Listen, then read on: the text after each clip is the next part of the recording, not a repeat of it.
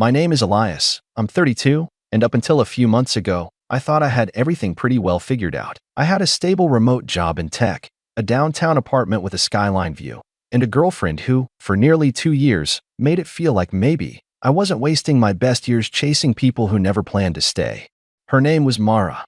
On paper, she was everything you'd want: quick wit, soft laugh, sharp mind, and a magnetic charm that could talk her way out of parking tickets and into VIP lounges. She was also the kind of woman who needed space like a fish needs water. At first, I admired it: her independence, her confidence, the way she could just book a last-minute weekend in Sedona or Tulum to rebalance her energy. I thought it was refreshing. Maybe I was even a little envious. We met at a friend's game night, the kind where everyone pretends they aren't sizing each other up between rounds of Cards Against Humanity. She made a sarcastic crack about one of the cards being written by someone who peaked in high school, and I laughed harder than I should have. That was the beginning. She moved in after a year, half her clothes, then her coffee machine, then her entire bookshelf. She never asked. It just happened gradually, like everything with her. Like fog rolling in on a clear morning, you only realize it's everywhere when you can't see your own feet. Mara had a way of making the ordinary feel cinematic. Grocery runs became late-night gelato stops. Rainy Sundays turned into fort-building marathons with cheap wine and indie playlists. But somewhere along the way, something shifted. Maybe it was me. Maybe it was her. Maybe it was both of us pretending things were better than they were because the alternative was admitting we'd started to drift. She stopped reaching for my hand at crosswalks. I stopped leaving her little notes in the kitchen. She said work was draining her. I believed her. 3 months ago, she sat me down and said she needed a solo trip. To recharge, she said. To find my rhythm again. She framed it like a spiritual reset, complete with vague language about the universe, mindfulness, and needing to get away from the noise. I nodded, told her I understood. I even helped her book the flight. Part of me thought, maybe this is good. Maybe she'll come back lighter. Maybe she'll remember why she picked me. The other part, the part one ignored, felt like I was signing off on something I wouldn't come back from. She flew out on a Thursday morning. Kissed me goodbye. Promised to send photos. Don't burn the place down while I'm gone, she joked. I laughed, because that's what you do when someone you love says something that suddenly doesn't feel like a joke. For the first 2 days, she texted like normal. A picture of her smoothie, a blurry sunset, a hammock selfie. She said she was hiking, meditating, journaling, leaning into silence. Her words.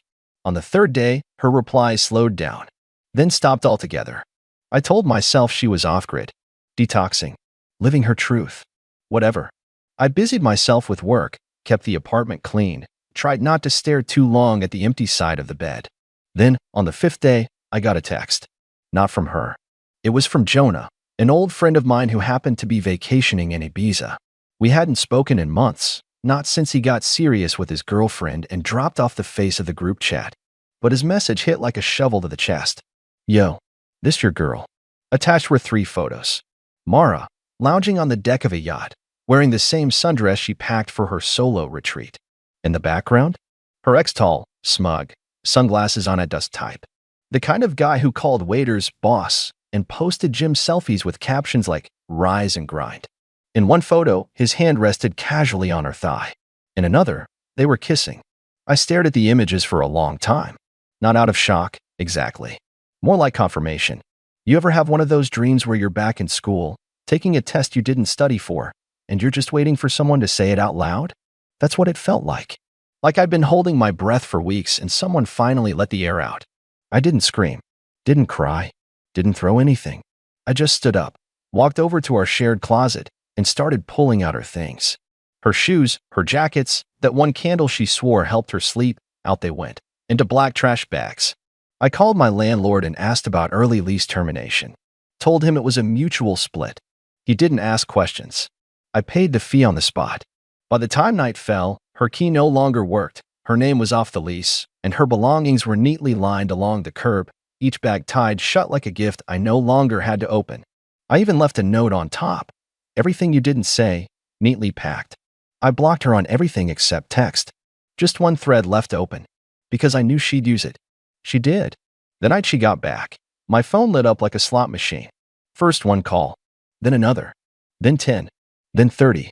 Voicemails, some pleading, some angry, all of them punctuated with a strange kind of desperation. By the time I woke up, She had called 53 times. Her final message was a long one. 3 minutes of voice trembling and excuses and something about soul-searching gone wrong. I didn't answer. Just replied with a single line of text. Your vacation just got permanent. But that wasn't the end. That was just the beginning. Because what I didn't know then was that Mara wasn't the only one keeping secrets, and her little reset was about to unravel a whole mess that involved more than just a fling on a boat. The next morning, I expected quiet. Some lingering texts, maybe. A knock at the door if she had the nerve. But what I got was a firestorm. I was on a Zoom call when I heard the commotion downstairs. I muted myself mid-sentence, walked over to the window, and looked down. There she was, Mara, standing in front of the apartment building, arms crossed, lips pursed like she was trying to win a staring contest with the bricks. She wasn't crying. No mascara smudges, no desperation in her body language. Just pure, boiling offense. The kind of look you give someone when they've dared to ruin your movie ending. I didn't go down, just watched. A neighbor passed her and pointed at the bags. She said something I couldn't hear, but her hand gestures said enough. Dramatic, disbelieving, as if this was some great injustice that happened to her. I didn't move. I waited until she finally picked up one of the bags, just one, and stormed off. 30 minutes later, I got another text. I can't believe you're doing this. We need to talk. Please. Still no apology. Still no truth. Just the royal we. Like I was automatically included in whatever redemption arc she thought we were owed. I didn't reply. Instead, I called Jonah. Hey, I said. Thanks for the photos. Anything else I should know? He hesitated, then sighed. I wasn't going to say anything at first, man. But yeah, I saw them at dinner 2 nights before the yacht. Holding hands. It wasn't some spontaneous accident. They were together, dude. Like, full-on PDA. I didn't want to start drama, but after I saw your name on her phone lock screen, I figured. I swallowed hard. Did she see you? Oh, she saw me. Did that whole double take, whisper to him thing. They left early. So she knew. She saw someone from my world and still didn't come clean. That told me everything. That this wasn't guilt. It was just damage control. Over the next few days, the silence began to fracture. Mara's best friend, Celeste, texted me out of nowhere. Hey Elias, I know things are messy right now, but I think you're getting a one-sided story. Mara's not some monster. I read it twice. Then once more, just to make sure I was reading the words in the correct order. I didn't respond, but I couldn't resist scrolling back through old group photos. Celeste was always in the background, wasn't she? The +1 to every brunch. The shoulder Mara leaned on when we had fights. The one who laughed a little too hard when I burned the pancakes that one time. Then I checked Instagram. I hadn't looked at Mara's profile since the break. Her latest story was a repost from Celeste, one of those pastel pink graphics with text overlaid. Sometimes you need to lose everything to find what truly matters. I don't know why, but that made me laugh. Not a bitter laugh. Just this hollow, airless thing that escaped my chest without permission. Because that quote, that was exactly what I'd been feeling. Except we'd clearly taken opposite roles in the metaphor. Then came the email. A formal one. From her lawyer. Apparently, Mara was contesting the lease termination. Said I'd kicked her out illegally, that she wasn't properly notified, and that her personal items were disposed of in a vindictive manner. She wanted reimbursement for emotional distress and lost property. Lost property? I'd bagged every single thing she owned, down to her monogrammed hairbrush and her half-used fancy shampoo that smelled like a rosemary funeral. Nothing was damaged. Nothing tossed. She just didn't like how clean the break was. I called my landlord. Explained everything. He sighed. She's technically not on the lease, he said. You added her as a cohabitant, not a co-tenant. She's got no legal claim. She can bark, but she can't bite. Still, the fact that she'd escalated this to lawyers made it clear. This wasn't about fixing things. This was about rewriting the narrative. She wasn't trying to win me back. She was trying to win, period. I got a message that night from an unknown number. It was just one sentence. You always make yourself the victim. No name. No context. But I didn't need it. The venom in that message was unmistakable. It wasn't Mara. It was her sister, Lila. The one who once told me during Thanksgiving, you're too safe for her. She needs chaos, or she gets bored. Guess she was right. Thing is, I wasn't done being safe. Because that message, that attempt to rewrite the story like I was the unstable one, that was when I decided I wasn't just going to walk away. I was going to make sure no one ever confused me for the bad guy again. Not her friends, not her lawyer, not even Mara herself. And to do that, I had to finally unpack the one thing I'd been avoiding, because this yacht stunt wasn't new. It was a pattern, and I had proof. From the last 6 months. I didn't sleep much that night. I lay in bed staring at the ceiling, Mara's words echoing in my head. You always make yourself the victim. It wasn't just an insult, it was a narrative shift. It was her way of dodging guilt, like a magician redirecting the audience's attention just before the real trick. But this wasn't a magic act. This was my life. And I'd spent too long being reasonable, calm, quiet, measured. I'd always been the one to de-escalate, to give her space, to talk later. I let things slide because I didn't want to seem controlling or paranoid. I thought giving someone freedom was a sign of trust. What I didn't realize, until now, was that she took that freedom and ran with it, not away from noise or pressure, but toward opportunity. So I got up, made coffee, sat at the kitchen counter and opened my laptop. 6 months. That's how far back I decided to go. I pulled up our shared Google Calendar first. Mara had always insisted we keep one. For alignment, she'd said. I thought it was a sweet quirk of hers, a way to feel like we were building a life together, even when our days were busy.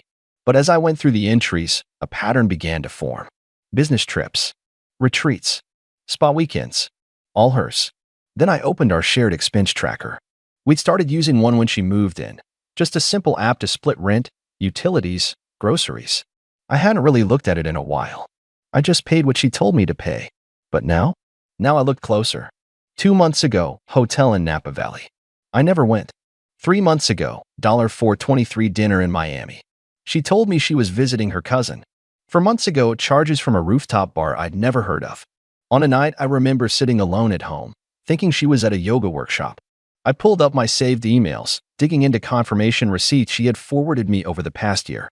Most of them were for mutual plans, but a few stood out. Reservations she asked me to help cover until her paycheck hit. I started cross-referencing those with the dates she'd been out of town. Then I found it. An old email from a boutique hotel in Mexico. January. She'd forwarded it to me asking if I could book it with my card, just in case the rates jumped. She promised she'd pay me back. She never did. What stood out wasn't the email itself, but the name on the guest registration confirmation. 2 guests. 2. I scrolled further and found something that chilled me. Attached at the bottom of the hotel confirmation was a thank you message from the concierge. It included a small photo, a couple's dinner on the beach. Firelight. Champagne. 2 figures seated on pillows, backs turned to the camera. Her dress was unmistakable. White. Open-backed. The same one she wore when we celebrated our anniversary the year before. I saved everything. Screenshots. Emails. Receipts. I created a folder and labeled it Mara, Truth. Because at this point, I knew what was coming. She wasn't just trying to guilt me, she was trying to build a version of events where I was the unstable one. The cruel one. The guy who overreacted and tossed her out in a fit of rage. I could see it forming already in the comments on her latest posts, friends saying things like, "You deserve peace," and "Never let someone silence your truth." So I made a plan. Not revenge. Not yet. Just clarity.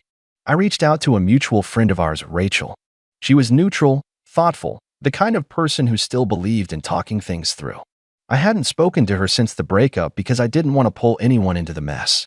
But now I needed someone to see what I was seeing. I messaged her, "Hey Rachel, I know you're probably hearing stuff from Mara. I'm not trying to drag you into anything, but I think you should see this." I attached 3 screenshots.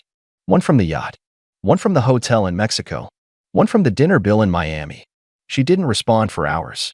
When she finally did, her message was simple. "I'm so sorry, Elias. I didn't know."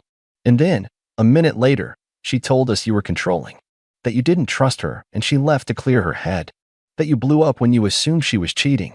I sat back in my chair, letting that sink in. She was spinning this story to everyone, every friend, every relative. She was rewriting history before I even had time to react.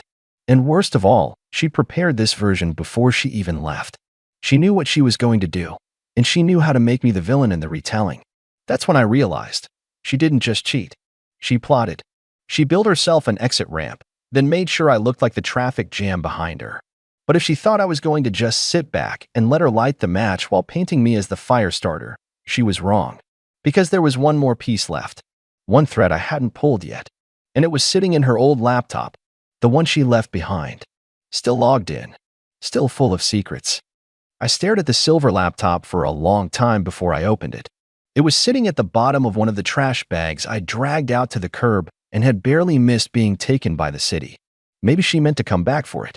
Maybe she didn't care. But the thing about Mara? She was always digital first.